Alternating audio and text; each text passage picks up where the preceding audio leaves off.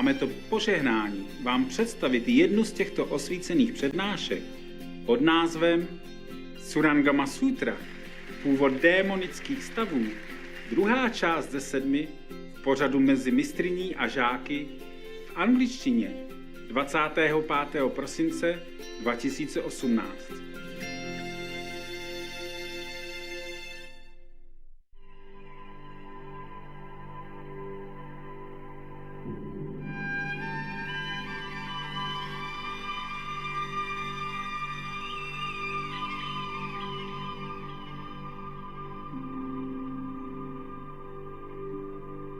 We should really thank the past masters, monks and nuns and scholars who have taken time to record the Buddha's teaching after the master's nirvana, and also for the past and present persons, lay or monks or nuns who have really dedicated themselves, sacrificed their time and precious health or under any difficult situation to translate this so that I can read it to you. And we have to thank them.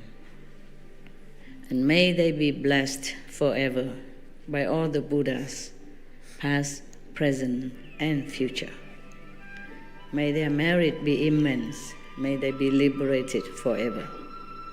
Thank you.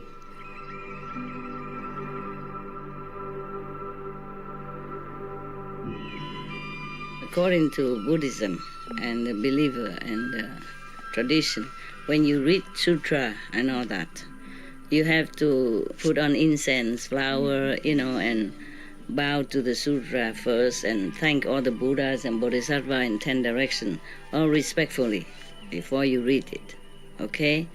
And then you cover the Sutra also with silk or, beautiful cloth, and I just make it more popular, more easy, simple.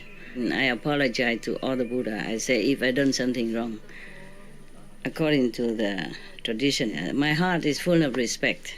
It's just that I cannot always do that. So please, all the sin, whatever I've done wrong, is all on me. At least other people, they hear the names of the Buddha, according to the Sutra, they will get benefit. Yes. Okay, here. The Buddha say that those who have already done away with emptiness and form eradicate the conscious mind as well. In the extensive tranquility of the 10 directions, there is nowhere at all to go.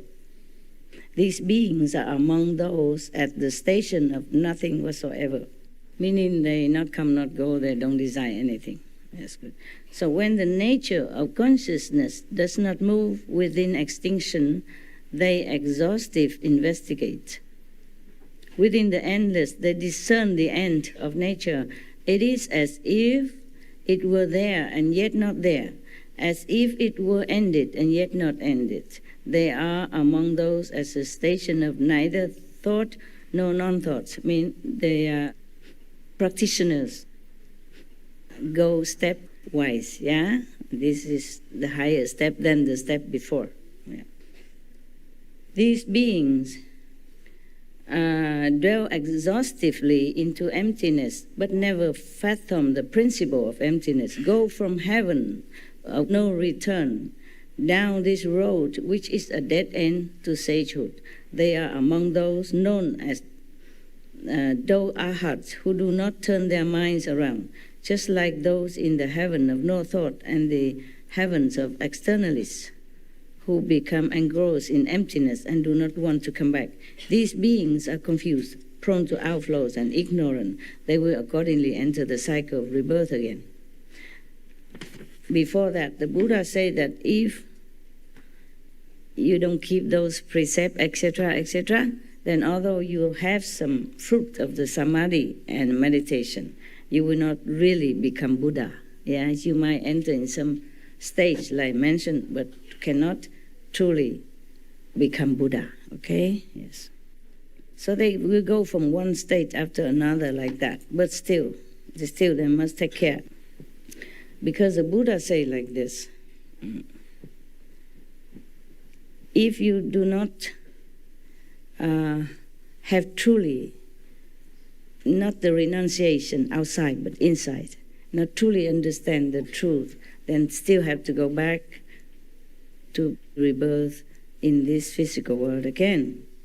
So Ananda, each and every being in all these heavens is ordinary.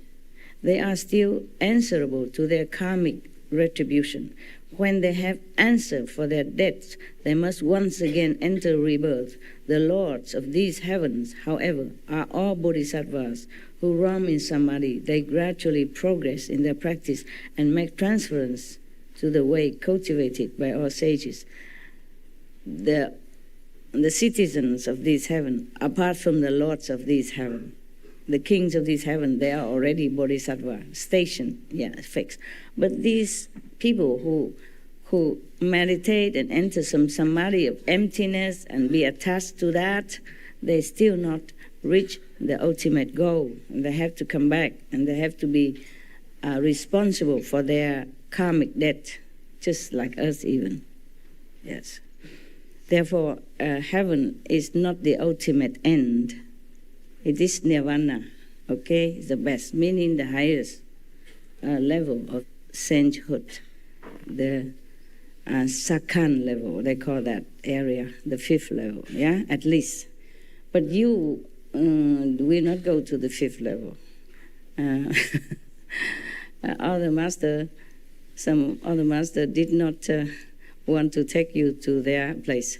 So I may take you another place, above 5th level.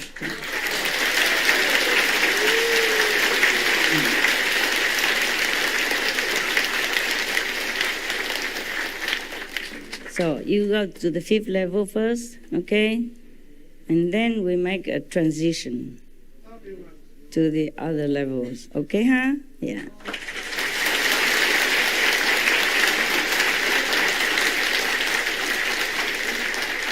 Because you still have to go through there. You know, it's like a highway. It's like a highway you must go through. And then you go home. Turn left or turn right. Because you cannot go back to the original world because these original world beings, they're already original. They have never been contaminated anywhere. They have no ego, have no traces of mundane or shadow worlds. You have been already. So we have another created heavens for this kind of people.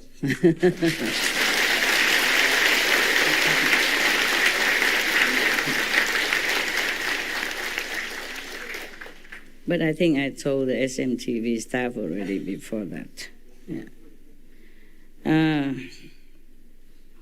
Because I told them no other master wanted you, so they were very sad. I said, no, but it's a different, we have another place. For example, like that place, that area, emptiness, and then non-thought, non-emptiness, and then there's another called formless realm. The cultivators can go like that to different area. But these have not really understood the wonderful enlightenment of like the Buddha's mind. Not yet. So nevertheless, they might understand some false kind of concept, false enlightenment. And then they still run around in the cycle of the 3 realms, okay? 3 realms, the highest is a Brahma, remember? Okay, yes. So it's not liberation yet. If you go to the 3rd level, you're still not liberated. You have a lot of maybe magical power, spiritual power. You can even cure people or illness and make the blind see again, all this, but it's not yet. Okay. I don't want to scare you, so I'm going to go straight to the the other places, okay? My God. Oof. So many destiny for hell dwellers, or hungry ghosts, animals, people, spiritual immortals, gods, and asuras, etc., etc. They are not completely enlightened, like the Buddha, huh? Or like Jesus, yes? Jesus lived in a difficult time of our history and in a difficult land of the planet where beings easily being misled and misunderstood. Therefore, they just terminate his holy life. Otherwise, we would have more teaching left behind for us. Even some of his teaching has just been discovered, not just in the Bible, but after separately the teaching of Jesus, some disciples have written it and hide it somewhere, and they have been discovering it. Yeah, some more than just a Dead Sea Scroll, more than that, and some Essene society have kept some of his real teachings. Okay, in the Bible, just a portion only. Yes. And the Bible is more or less like a historical record. Nah? So they record it all the time from the beginning, long before Jesus, the time of King David even, yes, and others, yes. In the Bible, Jesus was recorded as just one part of the history. So therefore, his teaching is not completely there. Yeah. Okay, so I will go to the place that I promised you, okay? How you recognize some demons that come to you when you meditate. I mean, not just you, but all the practitioners in the so-called spiritual area in our world. Very easily, we can fall into the bad influence of the demon. And the demon originally cannot go near if we always can repeat the 5 protective holy names. They are the kings of the 5 worlds that we have to pass through. It's a highway. You can't avoid these 5 worlds if you want to go anywhere. Even the master must also go through the 5 worlds in order to go home, okay? Or to go down, come down, okay? Right. Therefore, in the course of our practice, we have to be aware of different demons who always try to make the practitioner go astray, because they don't like anybody to become holy or free. The Maya, king of illusion, always dispatch some of his subordinates to come and bother the practitioner. Now, even the Buddha says so. Those of you, he's talking to the monks, his monks, those of you with more to learn, I mean, not all of the monks has complete their course of enlightenment. So the Buddha said to them, those of you with more to learn, those enlightened by conditions, and those who are sound hearers. What sound hearers? It cannot be like you hear in the beep beep of the car, or the Buddha mentioned the, hearing the music sound, or karaoke, or cha-cha-cha even, no? Could it be those sound? No. Sound hearers. What is that then? The guaning, the inside sound, yes. Because the Buddha also said that if you rely on sound and you rely on brightness, you cannot find Buddha. Sound means the outside noise and all kind of distraction.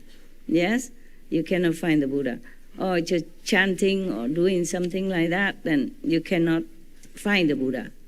And if you just be mesmerized by light outside or any entertainment, brightness, then you also cannot find the Buddha. Meaning you don't worship idols and all kind of different mantra and stuff. That is not suitable. It's not really for enlightenment. Yeah, for some purpose it's good, but not for enlightenment. You cannot rely on those.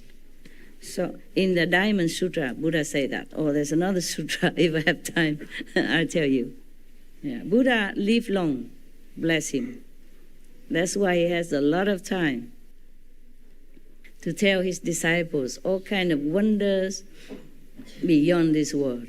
Yeah, and that's why we have a lot of treasure here to inherit.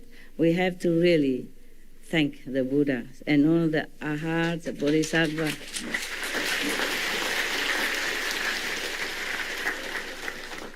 That sacrificed their comfort of nirvana to come down in this dusty world to teach us patiently and still leave some treasure for later generation, those ignoramus like us. All right. So, and the Buddha continue, the Buddha addressed all kind of beings here, yeah? Those who are enlightened by conditions, meaning many of his monks became enlightened due to the sound of Buddha. He heard the sounds of Buddha teaching. And other being enlightened by entering the body of water. And other are enlightened by some fragrant smell. Other are enlightened by touch, yeah, by touch. There are a lot of them are being enlightened through different means, yeah, from the 84,000 means. But then later, as I told you, another time we will read all that. It's also very long. You see how thick the sutra is. And I read only, maybe 10 or 20 pages, yeah? And finally, the Bodhisattva, one of his disciples, also stood up and concluded all the method, and then saying that only the sound hearing, only turn the hearing inward, then only that method can really ultimately lead you to complete enlightenment, liberation, or Buddhahood. Yeah? So that was another thing. Yeah. But Buddha mentioned that sound hearing, turn inward to hear the sound inside in different sutras, not just this one. Yeah? Just this one is very compact. Not only what method is the best, the most reliable, yeah, but also Buddha tell you the precepts you have to keep, yes, and also the Buddha tell you what kind of demons are always lurking around true practitioners, trying to lead him astray, if you allow him, by your thought. If you think something, if you want something, if you delude yourself, for example, by thinking that you're complete enlightened already, pronounce that, then such and such demon will come. Okay? Now we will see which demon come to who and why. Yeah? And how we can avoid it. Okay? So it's very important for you, even if you're not Buddhist. These information are very rare to find. Not every monk even know this sutra. Okay? Yes. And this is not translated in all languages. And not everyone really want to study so deeply like that. Some think just to shave the head, wear the monk's robe, and every day just be a good person, good monk, then it's good enough, okay? But it's also good. In that case, also good, yes. Any monk who is taking care of himself, protect his moral conduct, is already very good for the society, yeah? At least he is not harmful to anyone, okay. But if he is enlightened, then it's also better for those who come and trust him, make offering to him, or relying on him for more spiritual knowledge. It would be better if he became enlightened. Then he will not lead those people, believers, into a wrong path. Yeah? Even without bad intention. And then if with bad intention for fame and profit, then it is bad. Very bad. In Vietnam we say the robe doesn't make you become a monk. It is like that because of that, okay? Yeah. And in the Buddha time there was one lay person. He's very, very learned, very enlightened. So many monks fear him. Vimalakirti, his name. Okay. Just to tell you all that so that you also can feel comforted that because you're not a monk, okay? Just be moderate in your life, okay? Keep yourself pure as possible, like a lotus in the mud. without reeking of the mud. Know yourself, your weakness, your strength. Always try to be vigilant. Take care, protect yourself, okay? Because you are the only one you can rely on. Master can protect you, can guide you, but you have to follow it. Like an English teacher, keep teaching you, but you come home, you don't do your homework, you don't speak one word. How are you? Then how you think that you are the English student? No matter how highly educated your English teacher, how diligent he is to teach you, useless. It's you. You are the one who have to, make yourself erudite. Yeah? Okay? By following the teacher advice and teaching. Okay. So the Buddha said, I am the finger that point to the moon. But I'm not the moon. Got that? Follow my finger, you see the moon. Okay? Yes. Even though Buddha have told his disciples that anyone who worship the Buddha or his monks, good, truly enlightened monk, will have immense merit, yeah, and also might get enlightenment and become Buddha gradually also.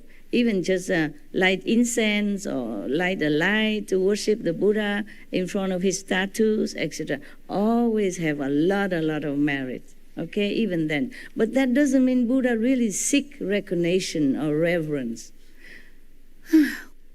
This is a misunderstanding if you think the Buddha teach people to bow to him, prostrate to him. They do it by themselves.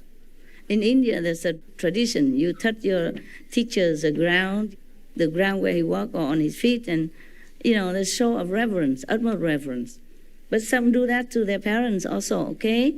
Anyway, so the Buddha never seek recognition or encourage people to bow to him. He just speaks the truth, okay? That you do this, you do that, you worship the Buddha, you have merit. And that is the truth. Yes, because you connected with his inner enlightenment, then he will share some with you automatically. Okay, just like that. Not because Buddha need any reverence or worship. No. If he need fame and profit, he would have stayed a prince. That's logic, right? And become a king. Then he has everything. He already had everything before he left home. So you cannot say he wants a fame, profit, money, or any such a thing anymore. Yeah. Same with many other masters. Same with the Lord Mahavira. Same Guru Nanak Dev Ji, Krishna, and etc. Okay, Prophet Muhammad, peace be upon him. For example, like that. They don't care. Okay. Because even though they are not prince, maybe not, yes, but they do have comfortable life, just like you at least, yeah? They left it all. They go sit in a cave, meditate in the desert, and sit under the Bodhi tree with nothing.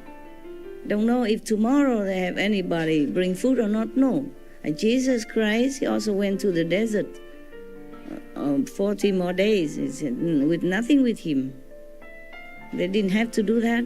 They have a good family life, okay? Don't have to. So these masters, they truly forsake everything to get enlightenment in order to help humankind.